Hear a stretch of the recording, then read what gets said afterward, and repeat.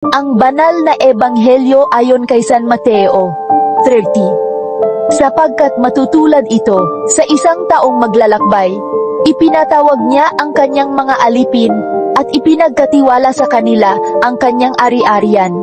Binigyan niya ng 5,000 salapi ang isa, 2,000 ang isa pa, at 1,000 naman ang isa pa, ayon sa kakayahan ng bawat isa. Pagkatapos, siya'y naglakbay.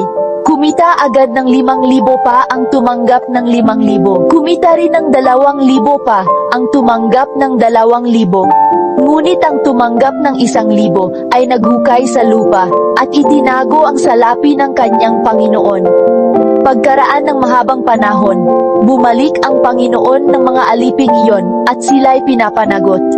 Lumapit ang tumanggap ng 5,000 at inihandog ang karagdagang 5,000. Sabi niya, Panginoon, binigyan mo po ako ng 5,000. Tingnan ninyo, kumita pa ako ng 5,000. Sinabi ng kanyang Panginoon, magaling, tapat at mabuting alipin.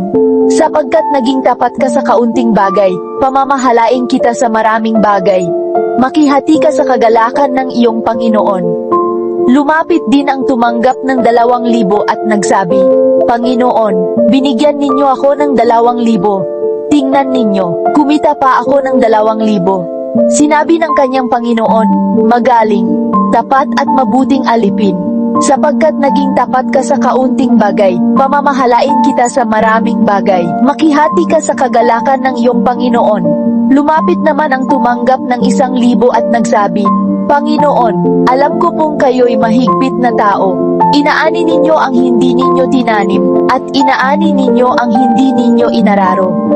Dahil po dito, natakot ako, kaya itinago ko sa lupa ang inyong salapi. Heto po ang inyo. Sumagot ang kanyang Panginoon, masama at tamad na alipin. Alam mo palang inaani ko ang hindi ko tinanim, at inaani ko ang hindi ko inararo. Dapat sana'y inilagak mo sa bangko ang aking salapi, upang pagbalik ko'y mayroon akong matatanggap na tubo.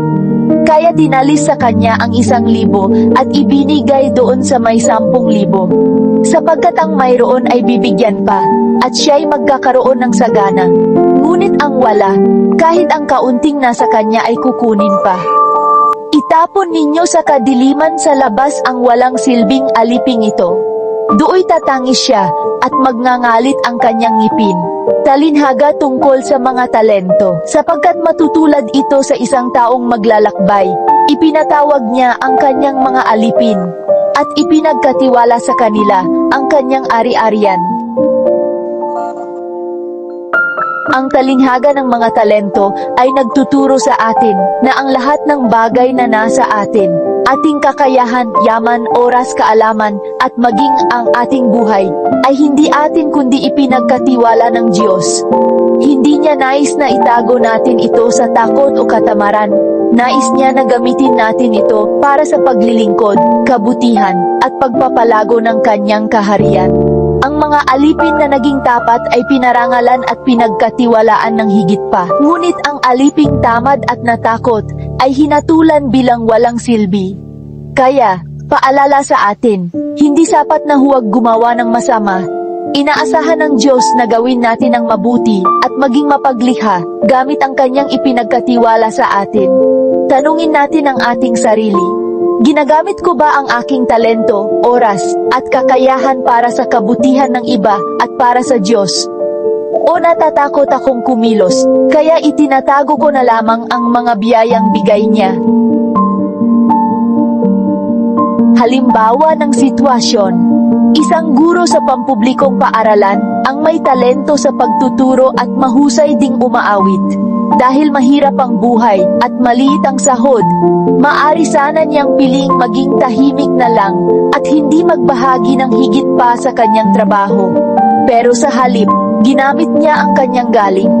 Nagturo siya ng libreng remedial classes tuwing Sabado para sa mga batang hirap sa pagbabasa, at minsan ay inaawitan pa niya ang mga bata ng mga kantang may aral upang maengganyo sila sa pag-aaral. Dahil dito, maraming estudyante ang natutong bumasa at nagkaroon ng kumpiyansa. Ang kanyang maliit na talento na ginamit ng may malasakit ay nagbunga ng mas malaki kaysa sa kanyang inaasahan. Sa harap ng Diyos, siya ay isang tapat at mabuting alipin na hindi nagtago ng ipinagkatiwala sa kanya. Kung ikukumpara, may isa namang kakilala niyang guro rin na mahusay sa pagguhit at paggawa ng mga visual aids.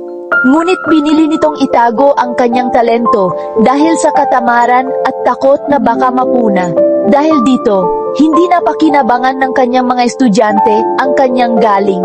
Ang resulta, sayang ang biyayang ipinagkaloob sa kanya. Mga larangan kung saan may papakita ang kabutihan. Kaugnay ng talinhaga. First, sa pamilya.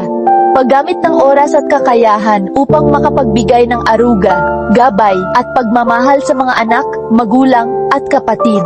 Ang pagiging tapat sa maliit na gawain, gaya ng pag-aalaga, pagtuturo ng tamang asal, o simpleng pakikinig ay isang paraan ng pagpapalago ng talento. Second, sa komunidad.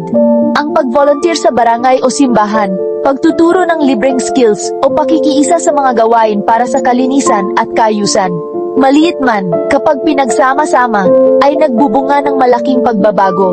Third, sa trabaho o paaralan, pagbibigay ng buong sipag at husay, hindi lamang para kumita, kundi upang magbigay ng magandang halimbawa ng integridad at dedikasyon. Kapag ginagawa natin ng tapat ang ating trabaho, ito ay nagiging saksi ng pananampalataya. Fourth, sa relasyon sa kapwa, pagpapakita ng kabutihan sa mga simpleng bagay tulad ng pagbibigay ng oras makinig, pag-abot ng tulong sa nangangailangan, o pagbibigay ng payo at kaalaman na makakabuti sa iba. Fifth, sa pananampalataya paggamit ng ating spiritual gifts tulad ng pagdarasal para sa iba, pagbabahagi ng salita ng Diyos, pag-awit ng papuri, at pag-akay ng mga tao sa pananampalataya. Ito ang tunay na pagpapalago ng ipinagkatiwala ng Diyos. Ang kabutihan ay hindi lamang nakikita sa malalaki at dakilang bagay. Sa bawat simpleng gawain ng pagiging tapat, masipag at mapagmahal, pinapalago natin ang talento at biyaya na ipinagkaloob ng Diyos. Panalangin.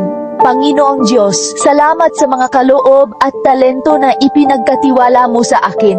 Patawarin mo ako sa mga pagkakataong pinili kung maging tamad o natakot na gamitin ang mga ito. Bigyan mo ako ng tapang at karunungan upang maipamahagi ang aking kakayahan para sa kapwa at para sa iyong kaluwalhatian. Naway sa araw ng iyong pagbabalik, marinig ko ang iyong mga salita. Magaling, tapat at mabuting alipin. Amen.